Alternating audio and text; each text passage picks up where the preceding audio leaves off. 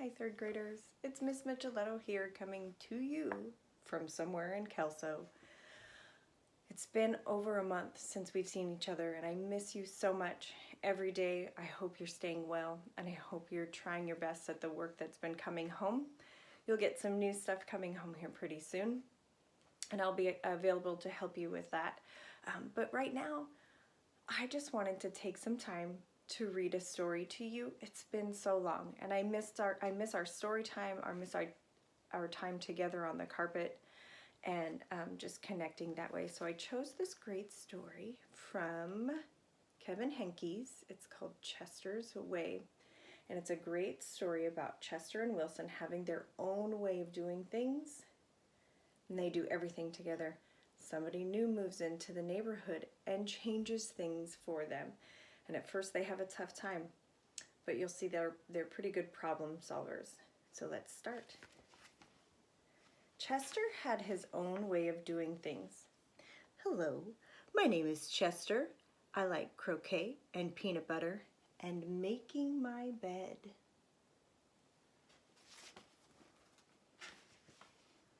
He always cut his sandwiches diagonally.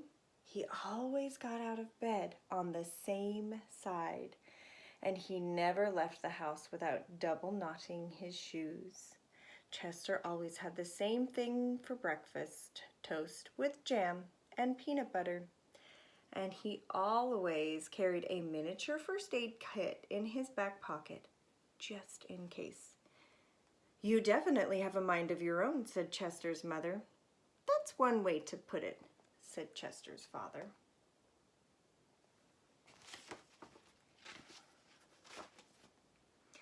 Chester's best friend Wilson was exactly the same way. That's why they were best friends.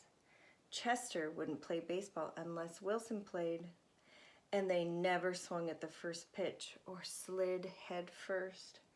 Wilson wouldn't ride his bike unless Chester wanted to, and they always used hand signals.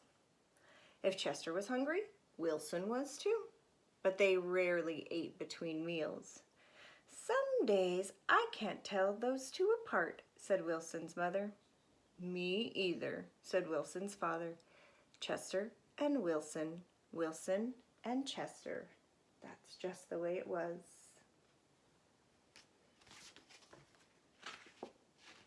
They loved to go on picnics. Once, when Wilson accidentally swallowed a watermelon seed and cried because he was afraid that a watermelon plant would grow inside him, Chester swallowed one too.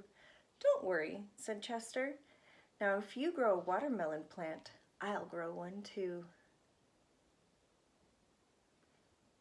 Chester duplicated this Christmas list every year and gave me a copy to Wilson because they always wanted the same thing. For Halloween, they always dressed as things that went together. Salt and pepper shakers, 2 mittens on a string, ham and eggs. Those two are 2 peas in a pod, said Chester's mother. Looks like it, said Chester's father.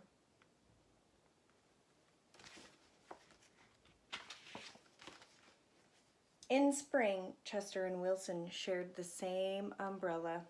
In winter, they never threw snowballs at each other. In fall, they raked leaves together, and in summer, they reminded each other to wear sunscreen so they wouldn't burn.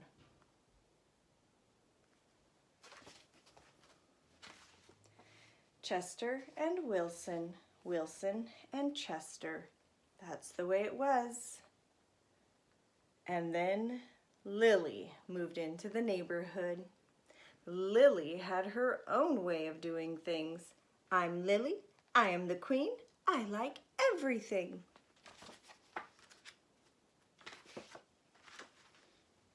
She wore band-aids all over her arms and legs to look brave.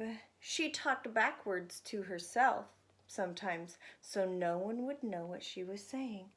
And she never left the house without one of her nifty disguises. Lily waved at the other cars that passed by. even if she didn't know who was in them. And she always carried a loaded squirt gun in her back pocket just in case. She definitely has a mind of her own, said Chester. That's one way to put it, said Wilson.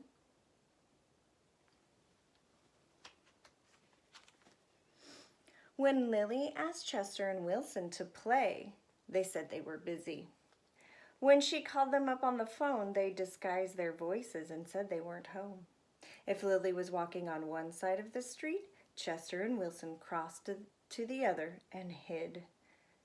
She's something else, said Chester. Looks like it, said Wilson.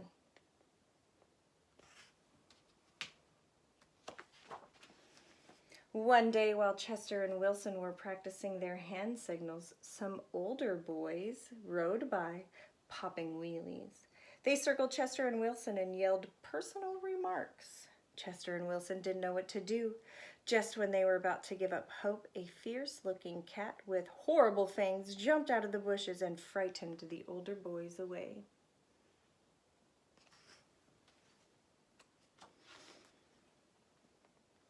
Are you who I think you are? Chester asked the cat. Well, of course, replied the cat. Thank you, Lily, said Chester. You're welcome, Chester, said Lily. Thank you, Lily, said Wilson.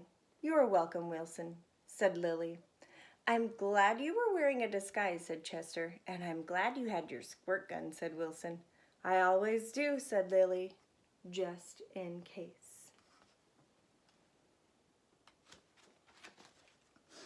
Afterward, Chester invited Lily over for lunch. You have a Muscle Mouse cup? Asked Lily. Of course, said Chester. I do too, said Lily. Same here, said Wilson.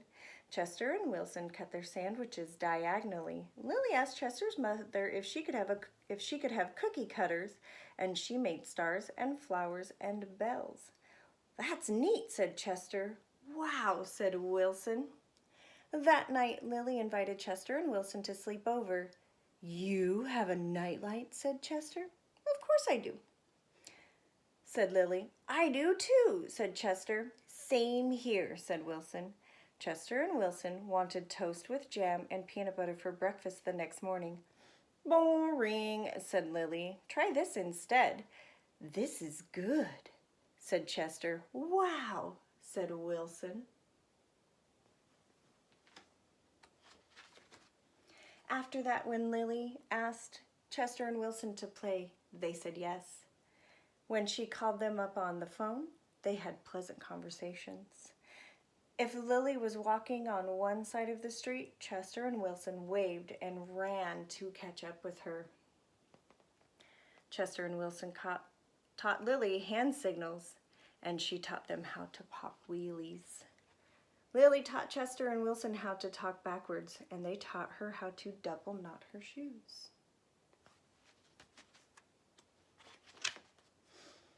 Some days I can't tell those three apart, said Lily's mother.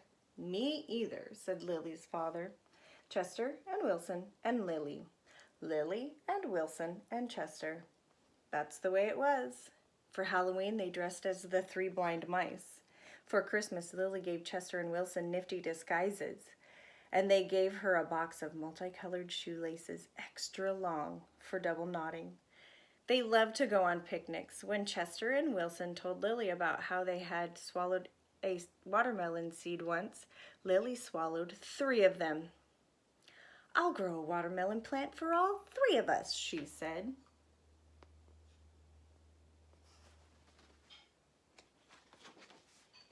In springtime, Chester and Wilson and Lily shared the same umbrella. In winter, they never threw snowballs at each other. In fall, they raked leaves together. In summer, they reminded each other to wear sunscreen so they wouldn't burn. Chester and Wilson and Lily, Lily and Wilson and Chester. And that's the way it was. And then Victor moved into the neighborhood. All right, 3rd graders. I hope you enjoyed this story. Stay tuned on my YouTube channel. I'll be sending you some more information about our math lessons that are coming up and just hopefully connecting with you in other ways. I miss you all. Take care.